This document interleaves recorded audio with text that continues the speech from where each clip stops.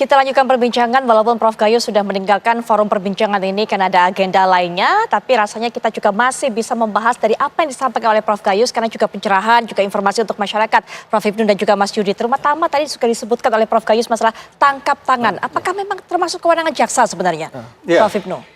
Sumber tindakan dalam hukum itu ada laporan. Laporan itu laporan pemberitahuan akan terjadi suatu tindak pidana. Laporan. Oh ada korupsi, laporan. Ada namanya aduan, mengadu kalau itu delik-delik pada pribadi. Ya. Dan yang tiga adalah tangkap tangan. Tangkap tangan itu terminologinya ada tiga. Tertangkapnya pada saat terjadi perbuatan. Oke, satu, tek ada tangkap. Kemudian tertangkapnya setelah perbuatan masyarakat menyerukan. Nah itu. Yang ketiga, ditemukan bukti. Bukti apa? Bukti tidak pidana yang menunjukkan pada dia sebagai pelakunya. Lah, tampaknya Kejaksaan Agung melihatnya seperti itu. Ada bukti, buktinya uang. Siapa? Dari X. Untuk siapa? Untuk perkara yang berikut. Oh, kembali kemudian dirunut. Oh, pelakunya ini. Disitulah yang masuk kualifikasi tangkap tangan. Jadi konsep tangkap tangan itu luas. Tidak hanya tertangkapnya pada saat suatu kejadian. Atau saat kemudian. Tapi ditemukan bukti bahwa bukti itu ada mengarah pada yang bersangkutan. Disitulah kualifikasi tangkap tangan. Gitu. Dengan demikian, dalam seperti ini, semua penegak hukum bisa. KPK bisa, walaupun lagi puasa. Lagi puasa. Itu Kejaksaan Agung. Kejaksaan Agung. Nah, ini harus diutamakan. Kan justru OTT itu kalau dari segi ilmu kriminalistik, pembuktiannya yang mudah. Sekarang pertanyaannya kenapa penegak hukum mencari bukti-bukti yang sulit? Yang mudah-mudah aja banyak. Apa? Penangkapan. Itu. Kepolisian demikian juga. Biasanya polisi yang perkara-perkara petty crime. Petty crime itu perkara kecil. Nah ini perkara besar, white collar crime. Disinilah saya kira kalau semua penegak hukum itu bersinergi dalam rangka mengungkap suatu perkara korupsi, insya Allah IPK kita akan bagus dan akan disegani dunia dalam rangka pemberantasan korupsi. Baik, baik. Soal justice kolaborator, disebutkan Prof. Gayus ini bisa menjadi sebuah inovasi untuk membuat kemudian para pelaku ini buka suara, berbicara. Tapi apakah hal ini memang sebelumnya sudah pernah dicoba, dilakukan? Bagaimana realitanya, Mas Yudi? Ya, memang justice kolaborator itu pasti penyidik akan menyampaikan ya. Tetapi kan kita ada soalnya kan berbeda. Bahwa pada prinsipnya ternyata mereka adalah pelaku utama. Ya kan, kemudian yang kedua, jarang sekali mereka mau mengakui perbuatannya. Mereka udah terima duit bilangnya pinjaman, ya kan, membuat alibi-alibi yang artinya mereka tidak korupsi gitu kan. Kemudian yang ketiga yang paling penting dalam justice kolaborator, mengungkap peristiwa korupsi lain yang lebih besar.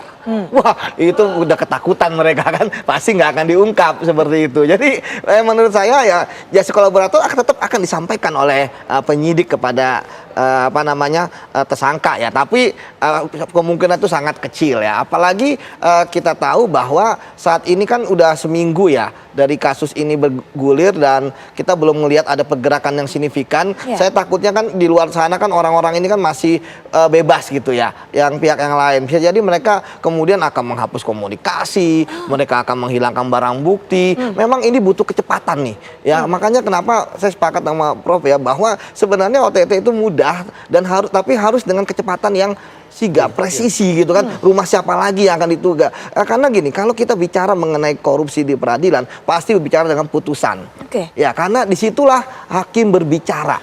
Ya, ketika dia misalnya memvonis bebas sebagai hal yang itu memang nggak masalah gitu ya. Tapi kan bermasalah kalau ada duitnya. Apa putusannya di situ? Dan di situ yang kemudian ya fall to head ya, bahwa dia menerima uang, menerima suap ataupun gratifikasi dan terwujud ya dengan adanya putusan yang sesuai dengan request permintaan dari makelarnya ya kan, seperti itu Mbak. Jadi ini yang harus dicari oleh teman-teman kejaksaan ya, putusan-putusan mana yang diduga terkait uang hampir 1 triliun tersebut. Baik. Ya, karena saya lihat kemarin kayak mungkin nggak ada ya putusan-putusan yang, karena memang uang itu kan saya sepakat sama Prof ya, bisa jadi itu uang itu ada titipan dari mana-mana. Karena kalau uang itu misalnya terkait dengan suatu perkara, itu berkas perkaranya ada di situ, Prof. Putusan-putusannya. Iya.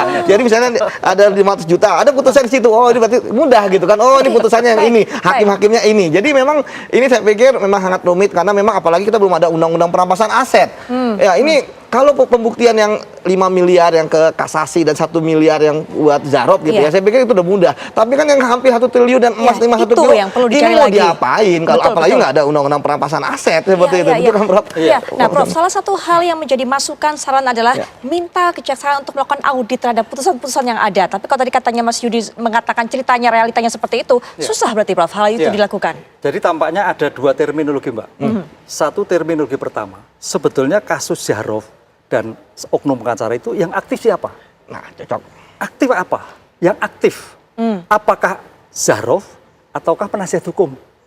Nah, kalau itu aktifnya adalah penasihat hukum, bisa sebagai GC, bukan pelaku utama.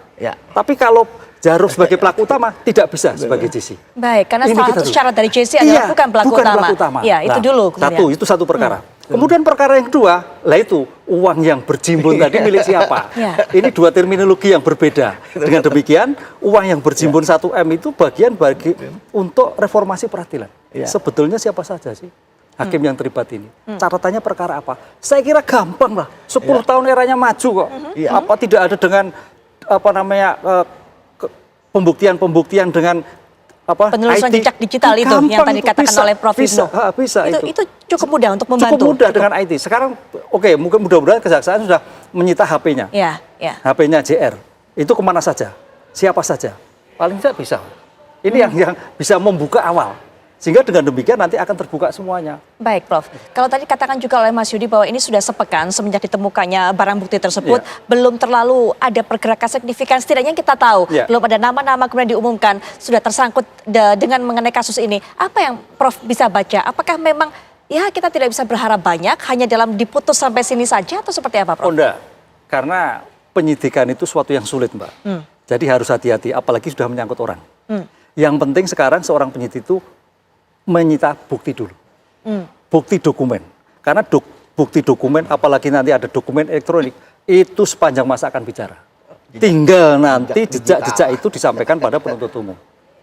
Sekarang pertanyaannya ini di Indonesia, dibuka semua atau dibuka separuh? Nah, gitu tuh Mas. Kalau dibuka semua, repot. Apa dibuka separuh? Kemungkinan dibuka separuh itu, Prof, seperti apa kemudian? Nah, sekarang kadang-kadang seperti itu, Pak. Dibuka separuh dulu. Karena ini bagian juga dari penegakan hukum. Sehingga kalau separuh ini kan menyangkut bos-bos mungkin. Separuh ini yang kena. Disinilah yang kadang-kadang dalam suatu terminologi penegakan hukum itu tidak salah kalau dikatakan pilih kasih. Karena juga bisa rontok nanti kalau memang semuanya kena. Bisa gangguan dalam suatu lembaga. Seperti KPK dulu juga gitu kan. Semua kena kan akhirnya kan gitu. Tebang pilih akhirnya. Kan itu oportunitas kan akhirnya kan. Tapi apakah memang seperti itu, Mas Yudi? Dalam kenyataannya memang jadi sebenarnya cukup mudah untuk bisa membuktikan lewat jejak digital, bisa ditelusuri kemana-mana, tapi kemudian tidak dibuka semuanya. Ya, saya pikir harusnya nggak seperti itu ya, tapi ya harusnya prudent ya, Mbak ya. Tapi menurut saya sebenarnya gini, kita apresiasi Kejaksaan Agung yang berhasil membongkar ini. Setidaknya ini menjadi pengingat kita. Ada 2 hal kalau kita lihat dari helikopter view ya, terkait upaya pemberantasan korupsi yang belum selesai sampai saat ini. Tadi sudah saya spill satu, Undang-Undang Perampasan Aset. Yang kedua, Undang-Undang Pembatasan Uang Tunai. Ya, misalnya transaksi hanya 100 juta atau 1 miliar gitu kan. Tapi kalau ini kan sampai 1 triliun kan berarti kan memang benar-benar luar biasa. Ini harusnya ditamparan buat kita semua bahwa ketika berlarut-larut ya pengesahan undang-undang perampasan aset ya, kemudian juga terkait dengan pembatasan uang tunai, ini akan selalu berulang. Ini kan bagi lingkaran setan, ada lagi besok, ada lagi, terus kita mau menuntaskan seperti apa. Saya pikir sekarang teman-teman di Kejaksaan lagi agak berpikir keras nih ya, bagaimana nih mereka bisa merampas uang 1 triliun untuk negara ya kan. Dan di satu sisi pasti Zarov juga sedang berpikir supaya yang dirampas itu hanya uang terkait dengan perkara pembunuhan saja sehingga uang yang 1 triliun emas itu masih jadi milik dia. Itu pasti ini akan jadi perdebatan. Kalau memang, tapi ya kita berharap selalu berdoa ya. Kadang-kadang ada berkah Tuhan gitu, Mbak. Jadi siapa tahu nanti tiba-tiba teman-teman Kejaksaan berhasil menemukan, penyidik yang menemukan bukti bahwa wah ternyata ini uangnya ini dan uangnya itu. Kadang-kadang ada seperti itu, Mbak, yang kita nggak duga gitu kan. Ketika misalnya menggeledah suatu tempat, ternyata di suatu tempat itu ada catatan ya kan? Wah, ini punya si A, punya si B, si C, ini terkait dengan perkara ini. Kadang-kadang kita nggak duga. Makanya kenapa penggeledahan merupakan hal yang penting ketika misalnya mengungkap kasus, apalagi kasus dari OTT. Karena orang nggak siap. Termasuk tadi dikatakan oleh Prof. Ibnu, sama seperti handphone. Handphone itu adalah milik kita sehari-hari. Kita catatan kita ngapain, percakapan kita dengan siapa ada di situ. Jadi dua hal itu yang menurut saya yang bisa jadi ya kita berharap ini akan terbongkar. Karena kalau misalnya itu dirampas buat negara, wah itu bisa digunakan buat banyak proyek pemerintah seperti itu, Mbak. Seperti mungkin buat makan siang gratis gitu kan. Menceritakan masyarakat. Tapi Prof, ini kita berandai-andai. Andai kemudian ketahuan, terbuka, ini putusan ini kemudian dengan uangnya sekian, itu semua ada kemudian penjelasannya. Apa konsekuensi hukumnya kemudian, Prof? Ya, kita mengacu equality before the law. Siapa bertindak bertanggung jawab. Disinilah saya kira momentum Mahkamah Agung menunjukkan tagline-nya. Menuju peradilan tangguh menuju Indonesia emas. Nah, itu saya kira segera dilakukan. Karena kalau tidak, kasihan hakim-hakim berintegritas. Kasihan. Jadi perbincangan terus. Ini yang saya kira menjadikan tidak enak dalam suatu lingkup peradilan, dalam lingkup pergaulan dan sebagainya. Betul. Dengan demikian kita support, Mbak. Betul-betul siapa pemilik tadi. Memang jangan jadi sulit gini Mas Nadi. Uang 1M itu apakah sebagai barang bukti siapa saja? Ini agak repot. Karena barang bukti itu harus relevan dengan tindak pidana yang dilakukan. Jadi jangan sampai 1M itu milik siapa.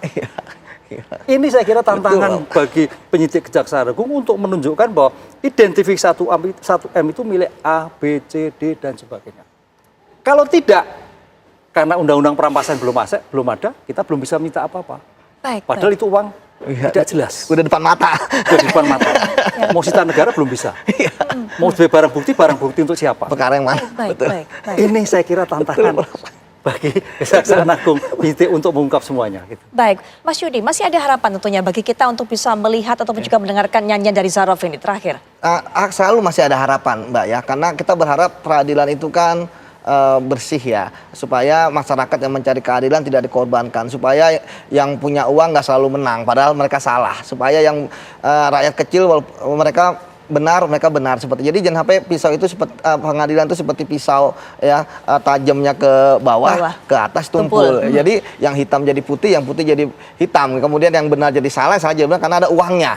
Padahal sebenarnya mereka lah pintu keadilan. Nah, saya pikir Zarov sekarang ini kan ada di bawah tahanan dari kejaksaan ya. Saya pikir ya teknik dari penyidikan saya pikir kita nggak usah ngajarin ikan berenang ya. Teman-teman kejaksaan udah paham ya. Saya pikir mereka akan mengelus, mereka akan minta punya banyak teknik lah. Ya kita tunggulah aja, kita tunggu saja episode berikutnya yang akan disampaikan oleh kejaksaan. Siapa tahu akan ada hal positif dari teman-teman kejaksaan yang disampaikan pada publik. Seperti itu, Mbak. Prof sudah sampaikan tadi mengenai tantangannya. Closing statement juga dari Prof Ibnu. Ya, kita sebagai masyarakat kita dukung. Karena ini suatu kejahatan yang luar biasa. Dan ini mencerminkan birokrasi yang buruk, apalagi dunia peradilan. Hakim itu menjaga marwah keadilan, marwah peradaban. Jadi kalau sampai marwah peradaban itu hancurlah kita semua. Sehingga tidak ada keteladanan, tidak ada suatu pimpinan, tidak ada suatu panutan. Karena hakim itu kan sosok wakil Tuhan. Sehingga harus betul disegani dan betul-betul bersih.